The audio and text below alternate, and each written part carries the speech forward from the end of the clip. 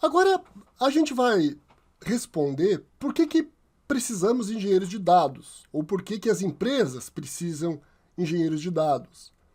Se você assistiu o tutorial anterior, o vídeo anterior, provavelmente você já tem uma ideia, mas vamos tentar entender isso um pouco melhor. Então, a gente viu que o mundo hoje está cada vez mais orientado a dados. Praticamente tudo que a gente faz, né, produz dados. Você acessa uma rede social, você liga a sua Smart TV, você solicita uma entrega por um aplicativo. Produção de dados, então, em toda parte. E, da mesma forma, a inteligência artificial, ela está em toda parte. E a inteligência artificial, ela basicamente funciona processando dados, né? Então, a inteligência artificial também ela está em toda parte, né? Quando você abre o seu aplicativo de streaming, por exemplo, para escolher um filme, né? Existe lá inteligência artificial buscando recomendar um filme que mais vá se adequar ao seu gosto. Existe hoje inteligência artificial praticamente em todas as áreas, né? Desde a medicina, finanças, contabilidade, varejo, enfim, né? Ela está em toda parte.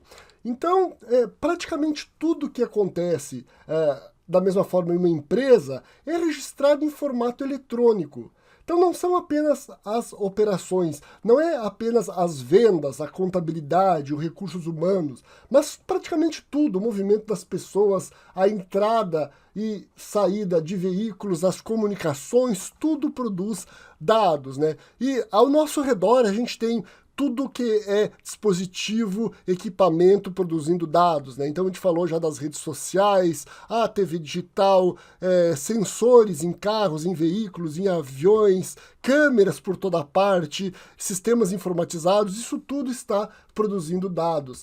Agora, por que existe, por que aconteceu, por que ocorreu esse boom na produção de dados? E aqui a gente tem alguns motivos, ó. Primeiro, o barateamento e a miniaturização da tecnologia.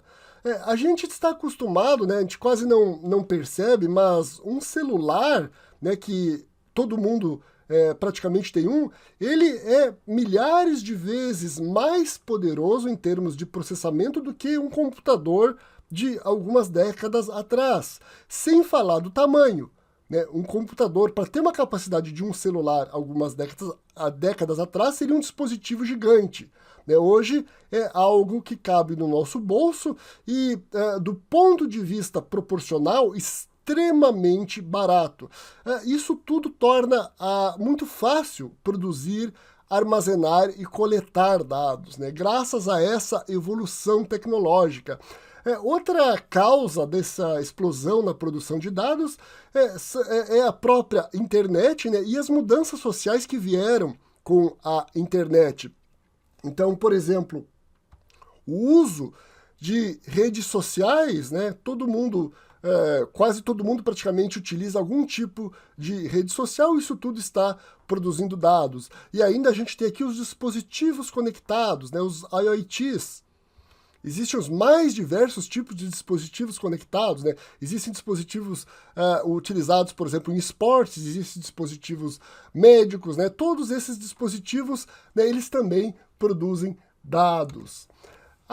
Só que esta produção exponencial de dados, ela trouxe um problema, né? Que o modelo utilizado até os anos 2000 para processar, para armazenar, né, para transformar dados em informação, ele não tinha capacidade, né, de processar dados com essas características. Você deve ter ouvido falar já dos Vs, né? Então, quando a gente fala de Big Data, a gente tem dados produzidos em grande velocidade, em grande variedade e também em grande volume, né, em grande quantidade. Mesmo que você quisesse utilizar essas arquiteturas ou esses modelos que até então existiam para processar dados com esta característica, elas se tornavam extremamente complexas, extremamente caras e de manutenção difícil.